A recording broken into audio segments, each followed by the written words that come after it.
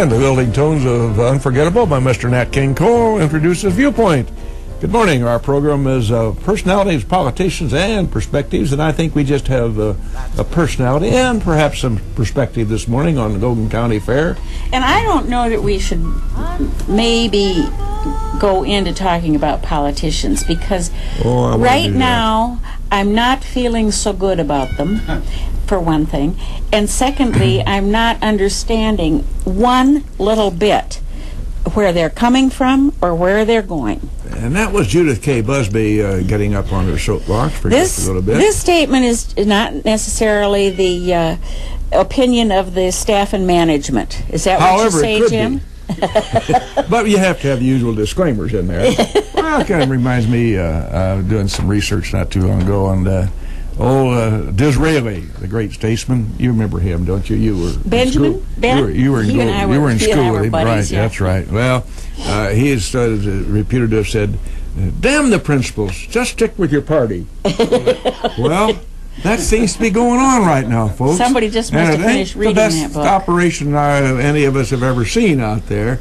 I think most of those guys out there have heard about, well, I doubt many of them have heard about Disraeli. I hate to put some babies get thrown out with the bathwater, but I don't think they're all too that doggone smart out there. So they're sticking with their party, which is ridiculous. There are some out there who aren't much smarter than I am. Now, if that doesn't scare you, I don't know what will. Will Rogers said, the more you observe politics, then you've got to admit that each party is worse than the other. Well, he might be right about that. Amen. You know, there was a lot of clairvoyance with some of these old boys back there. Mrs. Busby. Yes. You want to talk about some of the credos that one might adopt for standards of living and looking ahead. You had about 45 of them that you gleaned somewhere. Oh, I thought you were asking me to pontificate on my views on life. Well, I should have known better. Okay, well, yes, I have, as a matter of fact. This is written by a 90-year-old, and it's having to do with farming. Now, Dave, this is something with which you'll be very familiar. Sure. Okay. You don't have to win every argument. Agree to disagree. You might fax that out east. Cry with someone. It's more healing than crying alone. It's okay to get angry with God. He can take it.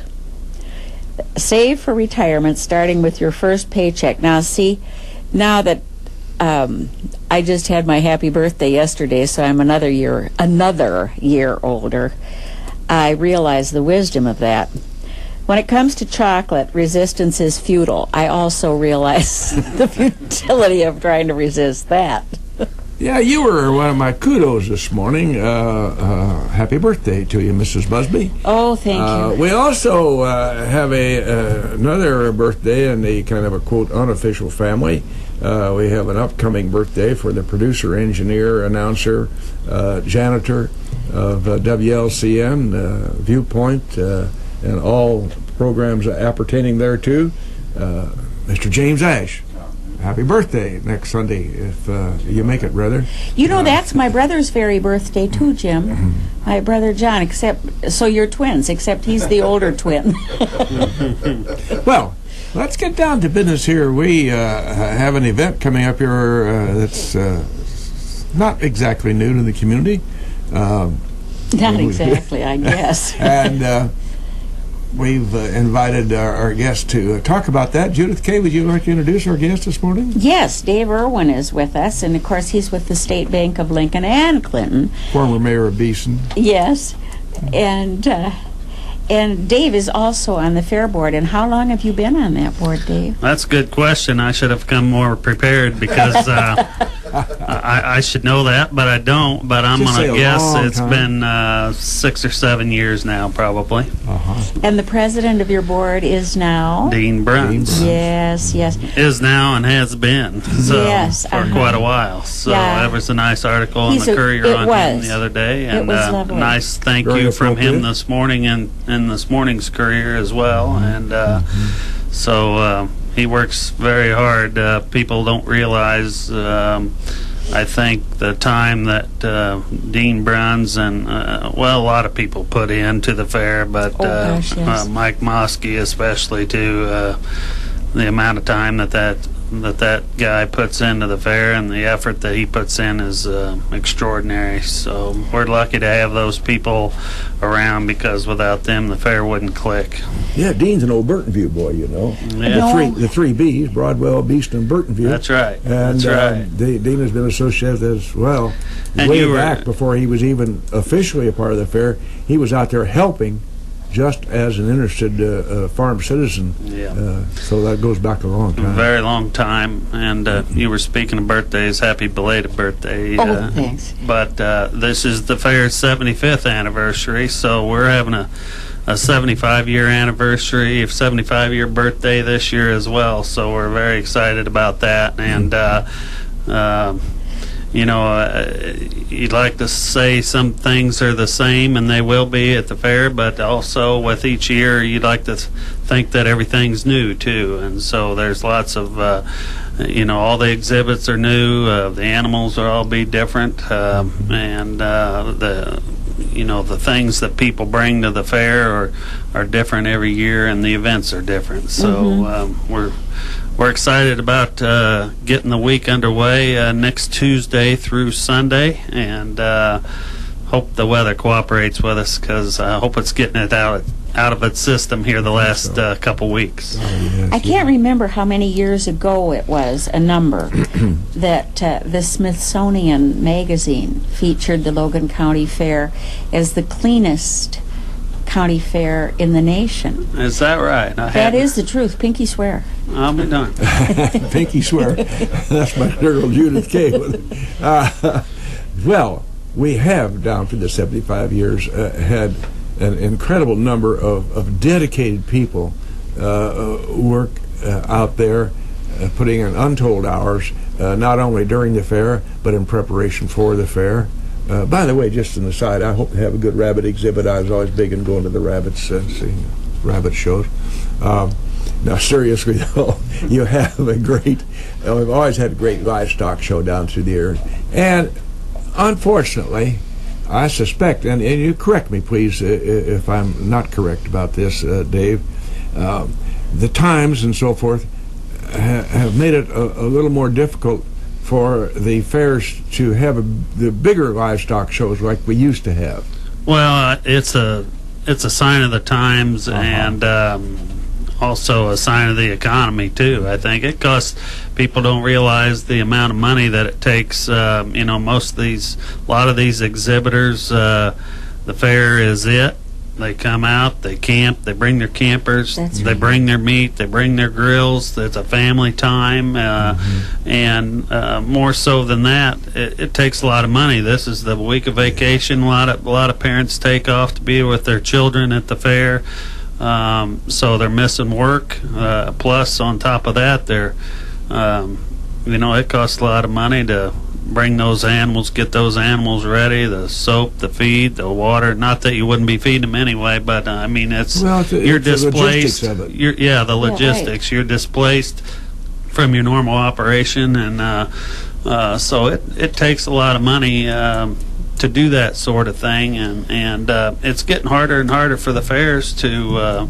I saw where the DeWitt County Fair over at Farmer City canceled their horse races last week, right at the last minute, because the funding that the problems that the state and the governments are having, it's creating a real burden on we've had to make some tough decisions as a fair board about the funding and the premiums that we pay, and so it's we get reimbursed a certain amount of money every year from the Illinois Department of Agriculture based on the amount of premiums that we pay.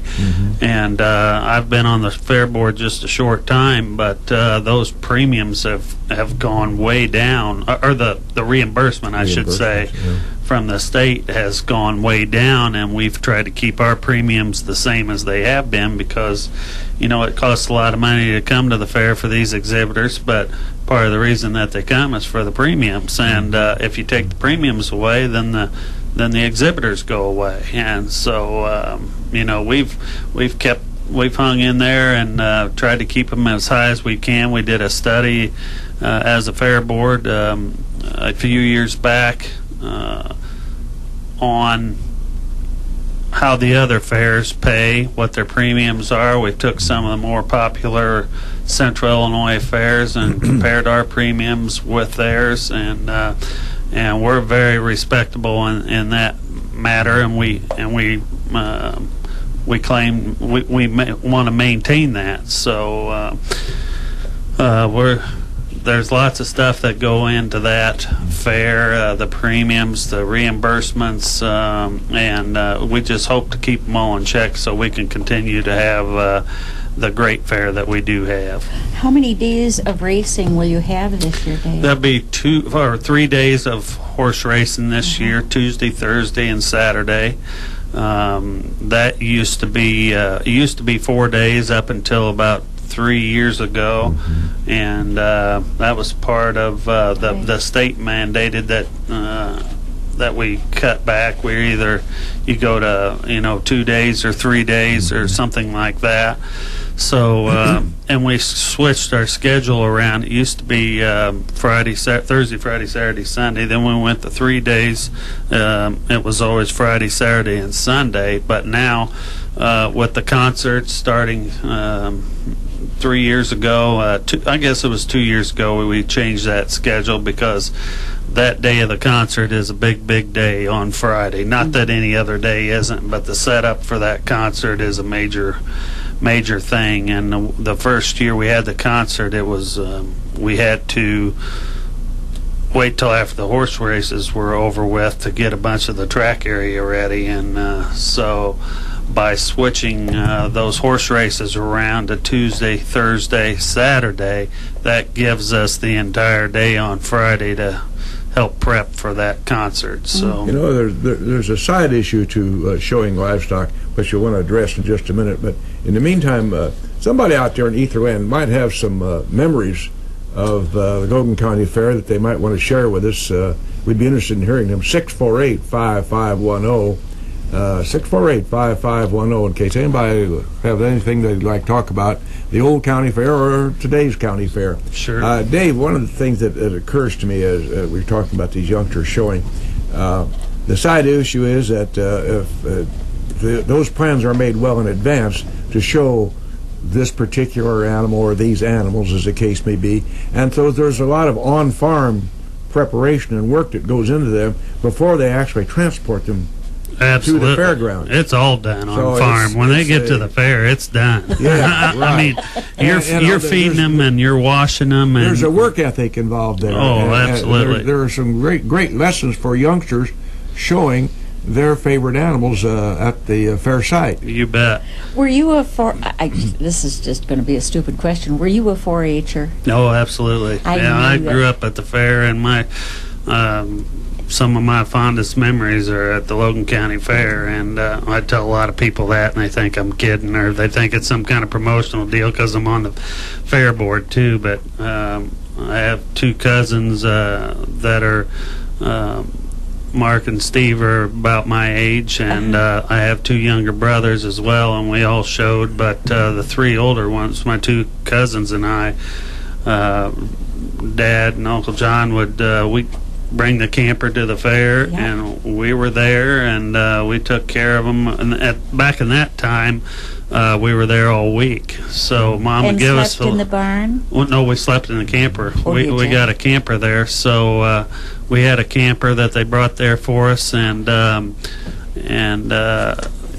a great time. Mom would give us a little allowance, and that was it. And there it is for the week. And we were there for the whole week. Now they come in on Tuesday, and my family still exhibits there, and come in on Tuesday and show on Wednesday morning, and then they're out of there. So it's a little different now, I grew up grew up at the fairs. We'd go to the Champaign County Fair, to the Decatur, the Macon County Fair, the Logan County Fair, and then the State Fair. And a lot of times we'd have to come home one day from the State Fair because school was starting. We have to come home, get our books, and register for school, and then get back down there. So, yeah, Judy, lots of memories for me. I remember the Irwin name was a tour de force on the fair circuit. And that's seriously, you know, they were well known. Back to your point about I was joking a little bit, but I was serious also in saying that when they get to the fair, that's the gravy time. The work's done. They're broke to lead. They're taught to walk, or they're whatever animal you have. When you get to the fair, you're feeding them and washing them and caring for them just like you would at home. But the hard work's already done. They're ready. They're there. They're at the weight they're going to be. And so it's... How do you teach a cow to walk on a leash and behave? Yeah, well, it helps if you start when they're young. So real young. If you're a little bit bigger than them, it helps. Now, I remember several times as a kid hanging on with both arms to that rope and going across the gravel driveway on my belly behind one because it was bigger than I was. But I can tell you one thing: if they know they can get away from you from the get-go, they won't forget that. But it starts when they're very young, and that's part of what Bill was referring to. To break them to lead is. It's not hard. They can all do it, but it takes time. You have to spend time with them, and so it all. In the same way with the sheep. The sheep are that way. The hogs they kind of they walk around the ring, but there's something to that too as well. I mean, you have to have pigs that are used to being around people and used to walking slow. That's what the judges want to see, and they want to keep them moving. And if you've got one, you can go to the fair and not know anything about it, and you can stand there and on the side of the ring and know which ones have had people working with them a lot and which ones haven't. It's not very hard to tell, even if you don't know what you're looking for. And aside from the big animals, to go down and watch the kids show their chicken or their rabbit, that's exciting, really. The kids are totally into it. Yeah. Well, but the kids are so into it. Not the chickens are so exciting. They're good to eat. But they really are into it. I had a little boy spend quite an amount of time explaining his rabbit to me one day. He was proud. Oh, proud. Oh, he knew all the finer points, and his was a floppy-eared type rabbit. And that took quite a bit of explanation. The kid was really into it. They're worth going down there. Look at your fair program and see when the kids are doing that. It's fun. The dogs and the cats and the rabbits and the sheep and the hogs and there's so much there. But what a lot of people don't realize, if you don't take the time and go to the other end, down in the exhibits building, there are some wonderful photographs, flowers, corn, beans. I mean, a lot of work goes into preparing that stuff to show, doesn't it? All the time. So it's very exciting for a lot of reasons. I mean, crocheting, knitting. There's flower arrangements. There's all kinds of different things. And one thing that I will take the time to point out, since I can have the time to plug it a little bit. We have a brand new website that just went up a little over a month ago, and it's more user-friendly than it's ever been before, and that's www.logancountyfairil.com. Illinois. So make sure you put the IL on the end, because if you put logancountyfair.com, you're going to get Logan County Fair in Ohio. So but logancountyfair.il.com. logancountyfairil.com. Without the dot. Without the dot. logancountyfairil.com. And Mr. David Doolin helped us out very much with that, and it's part of his larger global website that he has. explorelogancounty.com, I believe, is his. But you can get there to our website from his, or you can go directly to our website. But I've got some pages printed off here with me. But that website, you can click on each day of the week. It'll show you the judging schedule. It's a little more interactive for the participants. There's stalling forms and some of the forms that you might need for entries on there that you can print out right from the website. And it also it'll give you a breakdown of everything that's happening that day. Okay. Before we go to a commercial, did you have something that you wanted to mention, Mrs. Busby? I do, and while we're taking this break would be your chance to do this. The next person who calls 217-648-5510 and shares a memory of the Logan County Fair will win a pair of tickets to see country supergroup Lone Star at the fair on Friday, August 5th. Compliments of WLCN 96.3 FM and the Logan County Fair. So don't forget that number, 648-5510. Call and tell us something you remember that's special to you about the Logan County Fair. Yes, I have a special memory before we take the break, and I'll talk about that when we come back. I'll talk about winning the blue ribbons with the Suffolk sheep. That's a little personal story. Let's take a commercial break, Mr. Ash.